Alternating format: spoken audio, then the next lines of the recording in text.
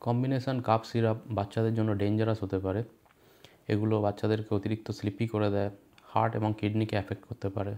সেজন্য ডাক্তারের পরামর্শ ছাড়া over the counter cough syrup use করা বন্ধ করুন।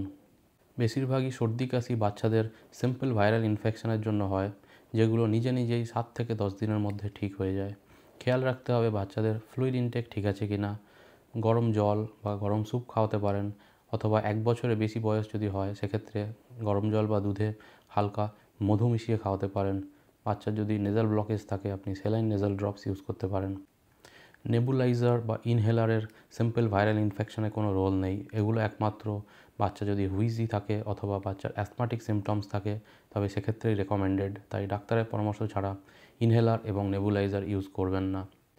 বাচ্চার যদি হাই গ্রেড ফিভার থাকে, নিঃশ্বাসের কষ্ট হয় অথবা 2 সপ্তাহের বেশি কাশি পারসিস্ট করে সেক্ষেত্রে আপনার পিডিয়াট্রিশিয়ানের পরামর্শ নেবেন। Thank you.